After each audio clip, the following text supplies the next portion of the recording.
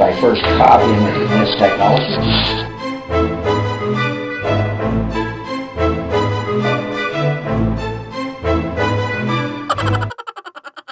We are proposing that we see some real benefits for community safety and for solving crime by introducing a system Okay. like this. Well, I'm looking. And just you let me say this. Okay.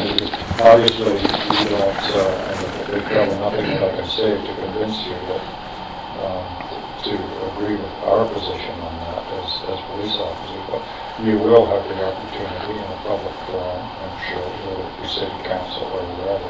Can we come to the, represent your side of... apparently the police committee meeting had some discussions on this at the last meeting. Yeah. Do you have minutes from that meeting? They're posted on the website. Publicly posted, yeah. Could you give me that, like, maybe, do you have a card, business card, that you could rate that The website on for me? Yep, there was. I'd appreciate it. Peterborough Police stuff. No, I think we're all, like, I mean, I really appreciate police. We can't get along without them, but I think I'd rather have more police and less technology and, you know, more of a human interaction than this electronic stuff. So what is your name, sir? My name is George Hugh. George Hugh. Sorry, how do you spell your last name? They're given names, George and Hugh, H-U-G-H. Oh, given names. Yeah. And if you want to contact me, do you like a phone number, or I can give you an email. Farmer George. Okay. Farmer, F-A-R-M-E-R. George, G-E-O-R-G-E. At High Speed, H-I-G-H.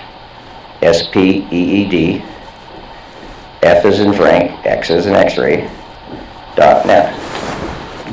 If you had a card, I presume your email's on here? Yeah, my email's on there, and the email for the police website is on the back. I've written it on. Would you have a card? I didn't get your name. I'll have to get it in my office. That'd be great. Anyway, we're all on the same page. We want the best for society. Don't get me wrong, okay? At all. So I'm just saying that I think technology is racing ahead, and I can't keep up. I would love to get into this with you if you really want to know what my name is. But I don't think that you really have the time, but because you seem to want to go. But I'm right here, and you want a name from me? Her name is... Give them your name, not their name of you. Oh, I'm commonly known as Max Radico. I'm commonly known as that, and that's what I go by. But as for my name... Just Google it out and you'll get all you need to know. You can find out everything you want to know by Max Radico. You find all the other stuff. And by all means, you'll always see a lot of information. We're here in what we consider to be a common law de jure realm, and we're trying to get a handle on this de facto law because it ends up getting the best of us, and we end up in this martial. It's been the next step is dropping into martial law, which we all want to stay clear of, right? So, Okay, well, anyways, so okay, can I have a schedule of, like, in this, the minutes of the last one, okay? And can I get a schedule of the police board meetings? It'll be on It'll be on that document? Police Oh, board okay, yeah. Okay, which is right here. Yeah. PeterboroughPolice.ca. You guys want to keep the mayor up to breast on this, because I remember reading a little story in the Examiner where this was news to him, and that kind of caught my attention. I don't know if you read that story or not. So I was telling Dave, he better sharpen up and keep his boy in charge, or is he trying to have him replaced or what? Anyway, I appreciate your time, man. Okay, no, like I said, you got me off guard, so I had a moment. So Information. Well, I appreciate it. No, well, I really appreciate it because, like, I mean, we're learning this. Like, I think we are ahead of the curve in where this appears to be going, where it's gone other places. Britain is the poster child for this thing, you know. And what we're doing around the world with this stuff is criminal beyond belief. I'm talking about in the Middle East and so on. So we sure don't want to bring that here. And I think extra shoe leather and uniforms and physical people. Community support. Yeah. From the community. Yeah. I met a man in Everybody's watching. It's a human interaction that we need to build on instead of this electronic distance. Well, if you want to you want to lobby the city fathers for another dozen police officers, we can always. Yeah, well, I assure you, you will get that if we all finally start working together. tell them to put that money into, like I say, improve facilities to communicate and let the people in the street there, because, I mean, we sure don't want crimes, there's too much of it now.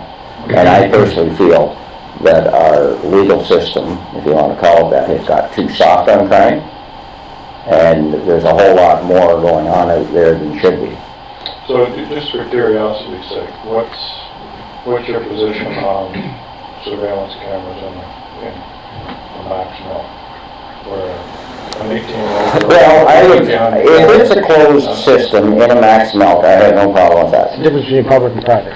Okay, I just don't want jurisdiction. these systems, like, I put it this way, like the 407, it would be like one camera in a max melt. I have problems when they all interact with every other camera, okay? When you have the problem here, you can go and you can get, I mean, I think they should have a hell of a lot better cameras there. These cameras that are going up in the big box stores and stuff, they should subsidize these small businesses for better cameras with better resolution, so that you guys can run them against the damn database and identify the person. That would suit For actual crimes, anything with actual crime, be above and beyond natural Yeah, law, I'm hurting saying. somebody, stealing somebody's property, As long or as I'm on the same breaching page. contracts. Okay, but unfortunately, Yeah, a lot well- of that takes place in the public domain. Absolutely, and whenever it's a public thing, we're not here to talk about crimes happening in the public that we have no problem with you catching people on camera. It's where is the information going in the technological database, what are the implications of it being amassed into one, and then the man with the stick, and that's the thing, and we're talking about 407 is a perfect example. It's owned by Spain, and the MTA, I have to get my license reissued if I have an outstanding fine with the 407 that I owe to Spain. That is the Ontario government collecting for foreign interest. I'm not going to go and fight that or anything. I'm just saying we're seeing a pattern developing here, and we need to start at the rural levels with the police who have sworn an oath to serve and protect us. I've sworn an oath to uphold my peace. That's all I feel that I can do. You guys have really put yourself So, forward, Okay, so... and we're going to help you as much as we So can. you don't have a problem with cameras that would be available to recover images Serving and protecting the public? Absolutely not. In In individual, public areas. in individual settings. If that information is not retained and if it's not... If it's privately held or not. If it's not... It's absolutely possible. That's why his leather boots, more cops on the streets, walking the beat. Whatever needs to be done. Yeah, I would say individual Money's not an families issue and with this. individual businesses, and they should have, the money should be going to upgrade. Like you guys know, some Community businesses cooperation. have better cameras than other businesses, I'm sure. Absolutely. And so then there should be assistance for the private sector to upgrade their cameras to a certain standard. Now, don't get me wrong, I maybe went a little beyond by saying, okay, so you could run it against the central database to find out who it is, okay? Because I have real problems with transferring people's identification from themselves to the ownership of other entities. Because in fact, when you have to when they make them mandatory, instead of me being able to use my own identification, I have to use their identification. Those are no different than slave papers.